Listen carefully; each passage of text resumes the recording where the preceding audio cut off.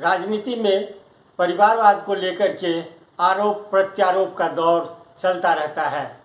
प्रधानमंत्री नरेंद्र मोदी अपने प्रत्येक भाषण में परिवारवाद पर आक्रमण करते रहते हैं। आज हम एक चाचा भतीजे के राजनीतिक भविष्य पर चर्चा करेंगे। इन चाचा भतीजों के बीच संबंध आजकल ठीक नहीं चल रहा है। माना जा रहा है कि चाचा से भतीजा नाराज है और पाला बदलने की तैयारी में है। जी हाँ, आज हम महाराष्ट्र के पूर्व मुख्यमंत्री और देश के रक्षा मंत्री, कृषि मंत्री रह चुके शरद पवार की बात करते हैं और उनके भतीजे अजीत पवार के बीच संबंधों को लेकर के बात करते हैं। नमस्कार, जनमानस विवेचना में आपका स्वागत है। मैं हूं अमलेंदु भूषण खां। 2 दिन पहले एनसीपी की राष्ट्रीय राजधानी में अधिवेशन हुआ है। राष्ट्रीय अधिवेशन में एक बात तो सामने आ ही गई कि चाचा भतीजे के बीच संबंध अच्छा नहीं है। शरद पवार और अजीत पवार के बीच खटास की जो बू वहाँ पे दिखी, वो अब क्या रूप लेगा यह तो समय ही बताएगा।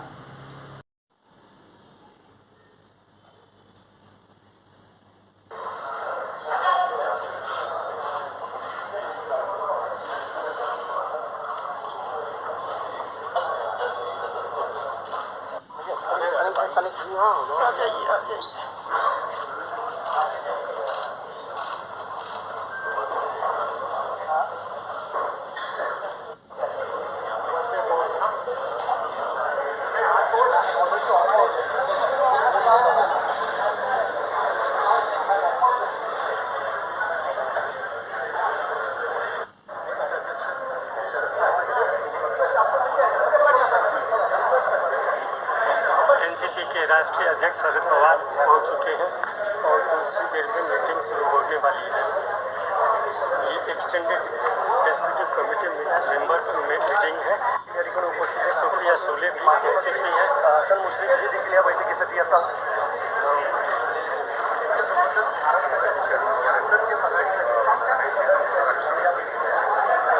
सभी पदाधिकारी लगभग पहुंच चुके हैं। अब कुछ ही देर में मीटिंग शुरू होने वाली। अजीत पवार की महत्वाकांक्षा तो आप जानते ही होंगे। 23 नवंबर 2019 को देवेंद्र फडणवीस को रात के अंधेरे में मुख्यमंत्री की कुर्सी दिला करके उन्होंने एक नया इतिहास रच दिया था। लेकिन 26 नवंबर को देवेंद्र फडणवीस की कुर्सी नीचे से खिसक गई। देवेंद्र फडणवीस के साथ उप मुख्यमंत्री का पद अजीत पवार संभाल रहे थे। हाँ, इन 3 दिनों के अंदर अजीत पवार ने अपना खेल कर दिया। अजीत पवार के खिलाफ जितने भी मामले चल रहे थे, जितने भी मामलों की जांच चल रही थी, उन सबको रातों रात अजीत पवार ने खत्म करवा दिया। राष्ट्रीय अधिवेशन के दौरान अजीत पवार मंच पर बैठे हुए थे। शरद पवार भी थे, प्रफुल्ल पटेल भी थे, सभी विधायक और सांसद थे। पार्टी के प्रमुख पदाधिकारी भी बैठे हुए थे। कार्यक्रम के दौरान अजीत पवार को मंच से भाषण देना था, लेकिन वो नहीं दे पाए। पार्टी महासचिव, एनसीपी के महासचिव प्रफुल्ल पटेल ने जैसे ही अजीत पवार को भाषण देने के लिए आमंत्रित किया, अजीत पवार मंच से उठकर चले गए और काफ़ी देर तक इंतज़ार करने के बाद भी वो नहीं लौटे। बाद में मंच से ही ये घोषणा की गई, अजीत पवार टॉयलेट गए हैं। अजीत पवार इस मामले पर जितनी भी सफाई दे, वो लोगों के गले नहीं उतर रहा है। सफाई किस बात की यह तो कोई नहीं जानता, लेकिन अजित पवार और शरद पवार के बीच जो खटास सामने आई वह सब जानते हैं। दरअसल नवंबर 2018 में भ्रष्टाचार निरोधक दस्ता ने अजित पवार के खिलाफ काफ़ी मामले दर्ज किए थे। 70,000 करोड़ के सिंचाई घोटाले में भ्रष्टाचार निरोधक दस्ता ने अजित पवार को दोषी ठहराया था।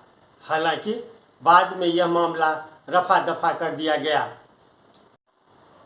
महाअघाड़ी की सरकार जब तक महाराष्ट्र में थी तब तक अजित पवार चैन की नींद सो रहे थे, लेकिन अब वहाँ एकनाथ शिंदे यानी शिवसेना के एक धड़े की सरकार है और ये एकनाथ शिंदे सरकार अजित पवार के खिलाफ कुछ मामलों को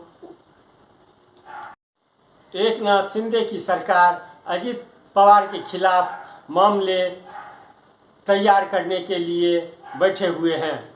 माना जा रहा है कि उनके अजित पवार के खिलाफ जांच शुरू की जाएगी।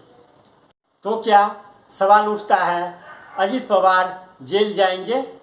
भाजपा नेता मोहित कंबोज ने सीधे तौर पे कहा है अजित पवार को जल्द ही जेल भेज दिया जाएगा।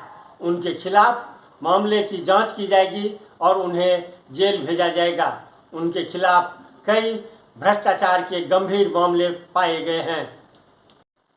अजित पवार के खिलाफ मनी लॉन्ड्रिंग का केस चल रहा है। ईडी उसमें किसी भी समय पूछताछ कर सकता है। इसको लेकर के अजित पवार काफ़ी चिंतित हैं।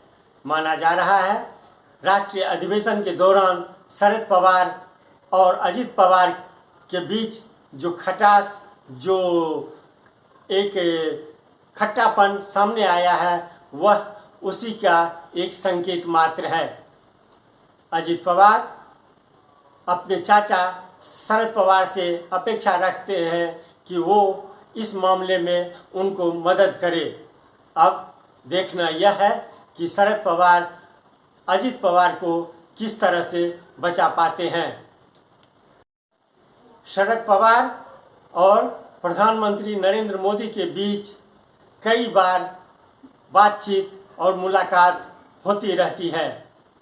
अब उस मीटिंग के दौरान क्या बात होती है, किस मामले पे बात होती है, यह तो सामने नहीं आता है, सच्चाई नहीं आती है सामने। लेकिन अब माना जा रहा है कि अगर प्रधानमंत्री नरेंद्र मोदी और एनसीपी अध्यक्ष शरद पवार के बीच कोई मुलाकात होती है तो उसमें अजित पवार का मामला जरूर सामने आएगा और उसी मुद्दे पे शरद पवार प्रधानमंत्री से कुछ आग्रह कर सकते हैं। आज के लिए बस इतना ही। हमको दीजिए आज्ञा। नमस्कार।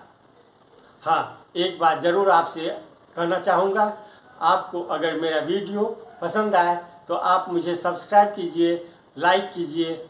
जय हिंद।